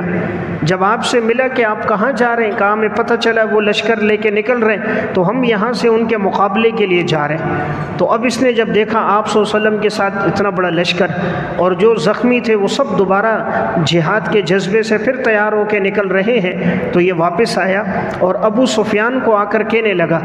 ادھر سے کچھ لوگوں نے صحابہ اکرام کو کہا تھا کہ ان کا لشکر بڑا ہے، تم ان کا مقابلہ نہیں کر سکو گے۔ صحابہ اکرام نے آگے سے کہا تھا قرآن کریم میں، الذین قال لهم الناس ان الناس قد جمعوا لكم، جب کہا گیا کہ یقیناً ان لوگوں نے بہت بڑا لشکر جمع کیا ہے، فخشوہم، تم ان سے ڈرو، فزادہم ایمانا، صحابہ کا ایمان اور بڑھ گیا۔ انہوں نے کہا وقالوا حسبنا اللہ ونعم الوکیل، صحابہ نے کہا اللہ ہمارے لیے کافی ہے اور وہ بہترین کارساز ہے، یعنی اگر یہ دوبارہ آئیں گے ہم دوبارہ ان سے لڑیں گے۔ اور پھر وہی ہوا، اب یہ جب لڑنے کے لیے نکلے تھے، لیکن جب پتہ چلا معبد خزاعی نے ابو سفیان سے کہا وہ تو اتنی بڑی تعداد ہے اور سب کے سب لڑائی کی نیت سے نکلے ہیں، تو وہ دوبارہ وہیں سے واپس ہو گئے اور یہ لڑائی نہ ہو سکی اور اللہ نے مسلمانوں کو پھر فتح دی۔ تو یہ جو غزوہ ہے اس کو بولتے ہیں غزوہ حمراء الاسد۔ تو بہرحال یہ غزوہ احد کے بعد ہوا ہے، لڑنے کے ارادے سے یہ لوگ آ رہے تھے، لیکن جب مسلمانوں کے جذبات، مسلمانوں کی بہادری کا تذکرہ سنا تو واپس چلے گئے۔ قرآن کریم میں اللہ تعالیٰ نے صحابہ کا تذکرہ کیا، مدح میں اللہ نے مدح فرمائی الذین استجابوا للہ والرسول من بعد ما اصابهم القرح، یہ وہ لوگ ہیں کہ اللہ اور اللہ کے رسول کی پکار کو انہوں نے قبول کیا باوجود اس کے کہ یہ لوگ زخمی تھے۔ للذین احسنوا منہم واتقوا اجر عظیم، جنہوں نے نیک اعمال کیے اور تقوی اختیار کیا ان کے لیے بہت بڑا اجر ہے۔ یعنی اللہ تعالیٰ نے ان کی یہ تعریف کی کہ ان کو راستے میں پتہ چلا، اس کے باوجود بھی یہ لوگ مدد کے لیے آئے۔ اللہ نے صحابہ کرام کی اس میں مدح بیان فرمائی۔ بہرحال اس غزوے کے بعد یعنی غزوہ حمراء الاسد کے بعد پھر ایک آگے واقعہ پیش آیا ہے جس واقعے کو کہتے ہیں واقعہ رجی۔ یہ واقعہ رجی ماہ سفر میں پیش آیا۔ ماہ سفر میں واقعہ رجی کا واقعہ پیش آیا۔ وہ یہ تھا، یہ چند کفار حضور کے پاس آئے۔ صحیح بخاری میں بھی ہے یہ واقعہ، کتب سیرت میں بھی ہے۔ آپ صلی اللہ علیہ وسلم سے کہا کہ صحابہ اکرام کو ہمارے ساتھ بھیجو تاکہ وہ ہمیں قرآن سکھائیں، دین سکھائیں، چند صحابہ کو ہمارے ساتھ بھیجو۔ آپ صلی اللہ علیہ وسلم نے 10 صحابہ اکرام کو ان کے ساتھ بھیجا۔ ان میں ایک صحابی حضرت عاصم بن ثابت بھی تھے، حضرت خبیب بن عدی بھی تھے، اور زید بن دسنہ رضی اللہ تعالیٰ عنہ یہ صحابی بھی ساتھ تھے۔ حضور نے یہ 10 صحابہ ان کے ساتھ بھیج دیے کہ تم ان کو قرآن سکھاؤ۔ اب رسول اللہ صلی اللہ علیہ وسلم کو تو علم نہیں ہے کہ ان لوگوں کا مقصد معاذ اللہ ان کو لے جا کر شہید کرنا ہے۔ آپ علیہ الصلوۃ والسلام تو عالم الغیب نہیں ہے۔ آپ نے 10 صحابہ کو بھیج دیا۔ اب راستے میں بنو لحیان کے 200 آدمی تھے، سب کے سب تیر انداز تھے اور سب کے پاس ہتھیار تھے۔ یہ لوگ آئے اور یہ لوگ ایک دم ان 10 صحابہ کو گھیر دیا۔ اب یہ صحابہ تو لڑائی کے ارادے سے نکلے ہی نہیں تھے، یہ صحابہ تو قرآن کی تعلیم دینے، قرآن سکھانے کے لیے نکلے تھے۔ انہوں نے آ کر ان 10 صحابہ کو گھیرا اور کہا ہتھیار ڈال دو ورنہ ہم تیر اندازی کریں گے۔ تو ان میں جو 7 تھے انہوں نے کہا نہیں، ہم تم سے لڑیں گے۔ حضرت عاصم بن ثابت بھی تھے، انہوں نے کہا میں کفار کے وعدوں پر، کفار کے عہد و پیمان پر ہمیں کوئی اعتماد نہیں ہے۔ تو یہ 7 لڑتے رہے یہاں تک کہ یہ 7 شہید ہو گئے۔ اب جو 3 تھے انہوں نے دیکھا کہ یہ لوگ بار بار کہہ رہے ہیں کہ تم اپنے ہتھیار ڈال دو تو ہم تمہیں کچھ نہیں کہیں گے، ہم تمہیں بعد میں چھوڑ دیں گے، تو انہوں نے ان پر اعتماد کر دیا۔ ان میں حضرت زید بن دسنہ تھے، حضرت خبیب بن عدی رضی اللہ تعالیٰ عنہ تھے، اور ایک عبداللہ بن طارق تھے۔ یہ 3 تھے، 7 تو شہید ہو گئے۔ اب جو شہید ہوئے تھے ان میں عاصم بن ثابت صحابہ میں ان سب کے امیر تھے۔ انہوں نے یہ دعا کی تھی، یا اللہ آپ صلی اللہ علیہ وسلم کو یہ بات آپ پہنچا دیجئے کہ ان لوگوں نے ہمارے ساتھ عہد شکنی کی، ہمیں بلایا تعلیم کے لیے اور پھر ان لوگوں نے وعدہ خلافی کر کے ہمارے مقابلے میں لڑنے کے لیے آ گئے۔ اب یہ صحابی تو شہید ہو گئے 7۔ اب یہ جو 3 تھے انہوں نے ہتھیار نیچے رکھے، انہوں نے کہا شاید ان کا مقصد یہ ہے کہ یہ ہتھیاروں کے بعد ہمیں چھوڑ دیں گے، تو انہوں نے ہتھیار رکھے تو انہوں نے پکڑ کے ان کو باندھنے لگے۔ صحابہ کو جب باندھنے لگے تو ان میں جو صحابی عبداللہ بن طارق تھے انہوں نے کہا یہ تو تمہاری عہد شکنی ہے، تم نے کہا تھا ہم تمہیں کچھ نہیں کہیں گے، اب تم ہمارے ہاتھوں کو پاؤں کو باندھ رہے ہو، میں تمہارے ساتھ نہیں جاؤں گا۔ وہ لڑے، لڑتے لڑتے وہ بھی شہید ہو گئے۔ اب صرف 2 صحابی رہ گئے، ایک حضرت خبیب بن عدی اور ایک صحابی زید بن دسنہ رضی اللہ تعالیٰ، باقی کوئی باقی نہ بچا۔ اب ان 2 صحابہ کو انہوں نے پکڑا اور یہ لوگ لے کر آئے، اب انہوں نے فروخت کیا۔ حضرت زید بن دسنہ کو بیچا صفوان بن امیہ پر۔ صفوان بن امیہ کا جو والد تھا وہ امیہ بن خلف تھا، اور اس کو زید بن دسنہ نے بدر میں مارا تھا۔ صحابی جو زید بن دسنہ انہوں نے اس کے والد کو بدر میں قتل کیا تھا۔ تو یہ جو بیٹا تھا صفوان بن امیہ، اس نے کہا جتنی قیمت پر بھی ہو میں ان کو خریدوں گا اور میں اپنے باپ کا بدلہ لوں گا۔ حضرت زید بن دسنہ رضی اللہ تعالیٰ عنہ کو اس نے لے لیا، اور جب ان کو بڑی بے دردی کے ساتھ جب یہ شہید کرنے لگے تو ابو سفیان اس وقت تھا، تو ان کو یہ حرم سے باہر لے کر گئے، شہید کرنے لگے تو اس وقت پوچھ لیا یہ بتاؤ اگر تمہیں چھوڑ دیا جائے، تمہاری جگہ تمہارا پیغمبر ہو معاذ اللہ، اس کو قتل کیا جائے، تمہاری کیا رائے؟ حضرت زید بن دسنہ رضی اللہ تعالیٰ عنہ نے کہا تھا قتل کرنا تو دور کی بات ہے، اگر تم یہ کہو کہ میرے پیغمبر کو میری وجہ سے اگر وہ گھر سے باہر نکلے اور دروازے کی چوکھٹ میں ان کے پاؤں کی ایڑی میں کوئی کانٹا لگ جائے، مجھے یہ گوارا نہیں چی جائے کہ میری جگہ میرے پیغمبر کو شہید کیا جائے۔ تو اس وقت ابو سفیان نے کہا تھا میں نے دنیا میں کسی کو کسی سے اس طرح محبت کرتے ہوئے نہیں دیکھا جیسا اصحاب محمد کو محمد صلی اللہ علیہ وسلم سے محبت. یہاں تک کہ حضرت زید بن دسنہ رضی اللہ تعالیٰ عنہ کو انہوں نے شہید کر دیا. اب ایک صحابی بچ گئے تھے حضرت خبیب بن عدی رضی اللہ تعالیٰ عنہ. خبیب بن عدی رضی اللہ تعالیٰ عنہ اب ان کو جو آگے فروخت کیا اس کو خریدا تھا حارث بن عامر. انہوں نے حارث بن عامر کو قتل کیا تھا بدر میں، تو اس کی اولاد نے خریدا. حارث بن عامر کی اولاد نے خبیب بن عدی کو خریدا کہ ہم اس سے اپنے باپ کا بدلہ لیں گے. حضرت خبیب بن عدی کو لے جایا گیا. جب ان کو شہید کرنے کا یہ لوگ ارادہ رکھتے تھے، ان کو پتہ چلا تو انہوں نے اس طرح منگوایا. تو یہ جو حارث بن عامر کی بیٹی تھی اس کا نام ہے زینب. اس سے کہا اگر اس طرح ہو میں اپنی صفائی کر رہا ہوں، تو انہوں نے اس طرح دے دیا. تو اب ان کے ہاتھ میں اس طرح تھا، زائد بال وغیرہ کاٹ رہے تھے، ناخون کاٹے. تو اتنے میں اس زینب کا ایک چھوٹا بچہ وہ کھیلتے کھیلتے ان کے پاس آ گیا. تو حضرت خبیب بن عدی باوجود یہ کہ انہوں نے اس کو باندھا ہوا تھا کہ وہاں سے باہر نہ نکل سکے، جھگڑا ہوا تھا، تو وہ بچہ آیا ان کے پاس بیٹھ گیا. اب ان کے ہاتھ میں اس طرح تھا تو یہ ماں سمجھی کہیں ایسا نہ ہو میرے بیٹے کو اس طرح سے مار نہ دے، تو اس کی رنگت تبدیل ہو رہی تھی. تو حضرت خبیب بن عدی صحابی نے دیکھا تو اس کو تسلی دی کہ میں تمہارے بیٹے کے ساتھ کبھی ایسا نہیں کروں گا کہ میں اس کو قتل کروں. ہم ایسے لوگ نہیں ہیں کہ بلا وجہ ہم بچوں کو قتل کریں، اور نہ ہماری شریعت اور ہمارا دین اس کی اجازت دیتا ہے. تو وہ عورت باوجود یہ کہ اس وقت مسلمان نہیں تھی، حارث کی بیٹی زینب، لیکن اس نے کہا اللہ کی قسم، صحیح بخاری میں ہے کہ میں نے ایسا قیدی نہیں دیکھا جیسا خبیب بن عدی قیدی ہے. کہا بغیر موسم کے میں نے دیکھا اس کے سامنے پھل ہوتا ہے. کہا انگور کہیں موجود نہیں تھا لیکن اللہ ان کو بغیر موسم کے کھلا رہا تھا. کہا میں نے دیکھا بغیر موسم کے ان کے پاس خبیب بن عدی کے پاس انگور تھے، حالانکہ یہ جھگڑے میں ہے، باہر نہیں گئے، اور وہ پھل مدینہ میں اس وقت مکہ میں موجود بھی نہیں تھا، لیکن اللہ نے ان کو کھلایا. تو یہ ان کی وہی کرامت ہے جیسے حضرت مریم کی کرامت قرآن میں کہ اللہ نے بغیر موسم کے ان کو پھل کھلایا، اس طرح اللہ نے حضرت خبیب بن عدی رضی اللہ تعالیٰ عنہ کو بھی کھلایا. جب ان کو شہید کرنے کے لیے لے کر نکلے تو حضرت خبیب بن عدی نے فرمایا مجھے 2 رکعت نماز پڑھنے دو. انہوں نے کہا پڑھو. تو انہوں نے 2 رکعت نماز پڑھی، ذرا مختصر پڑھی. فرمایا میرا دل تو چاہ رہا تھا میں نماز کو طویل کروں، لیکن تم کل یہ کہو گے خبیب نے موت کے ڈر سے نماز لمبی کر دی، اس لیے میں نے نماز مختصر پڑھی. پھر انہوں نے اللہ سے ایک دعا کی تھی، یا اللہ یہ جتنے لوگ ہیں سب کو گن لے، سب کو شمار کر کے مار دے، کوئی نہ بچے.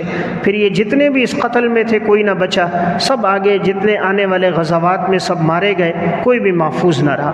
اور انہوں نے پھر یہ کہا تھا اشعار میں کہ اگر میں گر جاؤں مقصد اسلام کی آبیاری کے لیے یہ میرا گرنا اللہ کی خاطر ہے، اگر میرے جسم کے ٹکڑے ہوتے ہیں اللہ ان ٹکڑوں میں برکتیں عطا فرمائے گا.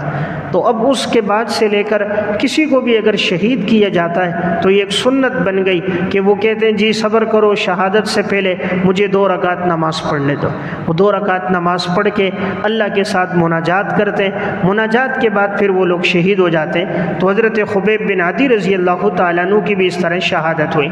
اب ان میں جو کمانڈر صحابی تھے وہ عاصم بن ثابت تھے.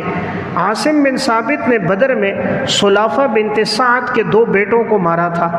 تو اس نے کہا تھا معاذ اللہ اگر یہ مارا گیا عاصم تو اس کی کھوپڑی میں میں شراب پیوں گی، اور کہا کسی طرح اس کی لاش لاؤ اور اس کے سر قلم کر کے لاؤ کہ میں اس میں شراب ڈال کر پیوں. اس عورت نے یہ نظر مانی تھی. تو اس صحابی نے اللہ سے دعا کی تھی یا اللہ زندگی بھر کسی کافر نے میرے جسم کو نہیں چھوا، یا اللہ موت کے بعد بھی کوئی کافر میرے جسم کو نہ چھوئے. یا اللہ جس طرح میں نے اہتمام کیا کسی کافر کو اپنے قریب نہیں آنے دیا، مولا کریم تو میری حفاظت فرمانا. اب اس عورت نے لوگوں کو بھیجا بڑا انعام دے کر کسی طرح تمہیں صحابی کی گردن کاٹ کے لے آنا جو شہید ہو گئے، تاکہ میں اس میں کھوپڑی میں شراب ڈالوں گی اور اس کو پیوں گی. تو جیسے وہ لوگ گئے کاٹنے کے لیے اللہ تعالیٰ نے سرخ بھیڑوں کا ایک لشکر بھیج دیا. سرخ بھیڑ تھے بہت زیادہ، وہ آ گئے اور اس لاش کی حفاظت کے لیے چاروں طرف آ گئے. اب کوئی بھی آگے جاتا تو ایک دم اس کی طرف آتے اور زور سے کاٹتے، بڑے بڑے تھے. تو انہوں نے کہا یار چلو بعد میں آئیں گے، ابھی تو پتہ نہیں کہاں سے آ گئے. یہ لوگ چلے گئے. تھوڑی دیر کے بعد اللہ نے خوب بارش برسائی، تیز بارش ہوئی. پانی آیا پیچھے روانی کے ساتھ۔ یہ جو 7 صحابہ پہلے شہید ہوئے تھے اور 8ویں عبداللہ بن طارق، تو پانی روانی کے ساتھ ان کو بہا کے لے گیا، تو یہ سب آگے چلے گئے۔ تو بعد میں یہ لوگ ڈھونڈتے رہے، ان کو کسی صحابی کی لاش نہ ملی۔ تو جو مقصد تھا ان کی بے ادبی کرنا، گردن کاٹنا، سر میں شراب ڈالنا، تو اللہ نے ایسی حفاظت فرمائی، خوب تلاش کیا لیکن کسی کی لاش ان کو نہ ملی، تو اللہ نے یہ بھی حفاظت کی۔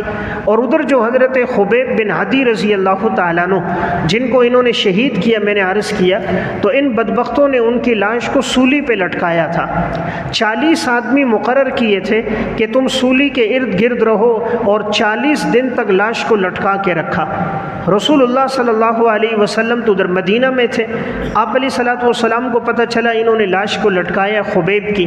آپ نے حضرت زبیر، حضرت مقداد رضی اللہ تعالیٰ عنہما کو بھیجا کہ جاؤ تم کسی طرح وہ لاش لے آؤ تاکہ ہم اس کی یہاں تدفین کریں۔ اب یہ 40 آدمی وہاں مقرر تھے، لیکن جیسے یہ دونوں صحابہ وہاں پہنچے ہیں تو پہنچتے ہی دیکھا تو ان پر وہ لوگ غنودگی سی تھی، تو وہ 40 نیند کے اندر تھے، تو انہوں نے حضرت خبیب کی لاش کو اوپر سے اتارا۔ 40 دن گزرنے کے باوجود اس صحابی کی لاش میں کوئی تعفن، کوئی بدبو نہیں تھی، جسم بالکل تر و تازہ تھا۔ 40 دن گزر گئے تھے، لٹکایا ہوا تھا لیکن جسم بالکل تر و تازہ تھا۔ تو ان دونوں صحابہ نے حضرت خبیب بن عدی کی وہ لاش لی، تو اب یہ 40 کے 40 نیند میں، ان کو پتہ نہیں ہے، تو انہوں نے وہ لاش لی، اپنے گھوڑے پہ رکھی، اور ابھی آگے نکل رہے تھے تو جا رہے تھے، ان میں سے کسی کی آنکھ کھل گئی، اس نے جو دیکھا تو شور مچایا کہ وہ خبیب کی لاش لے جا رہے ہیں، تو سارے ایک دم اٹھ گئے اور آئے اور کہا ہم یہ لاش نہیں لے جانے دیں گے، ہم اس لاش کی بے حرمتی مقصد تھا۔ تو جیسے یہ 40 کے 40 آئے، حضرت زبیر کے گھوڑے پر یہ لاش تھی، تو کہتے ہیں اچانک یوں لاش یوں نیچے کی طرف جیسے آئی، زمین پھٹ گئی، زمین پھٹی اور یوں قبر سی بن گئی، ایک دم وہ لاش اندر کی اوپر سے یوں جگہ بند ہو گئی۔ تو اللہ تعالیٰ نے خبیب بن عدی کے لیے غیبی قبر کا انتظام کر دیا۔ اسی لیے کہا جاتا ہے یہ وہ صحابی ہیں جن کے لیے قبر کا انتظام رب نے خود کیا ہے۔ تو انہوں نے بڑی کوشش کی، زمین کو کھودتے تھے، لاش نہیں ملتی تھی، کہ یار یہ لاش کسی طرح مل جائے، لیکن وہ لاش ان کو نہ ملی، یوں اللہ نے خبیب بن عدی کی لاش کی حفاظت فرما دی۔ تو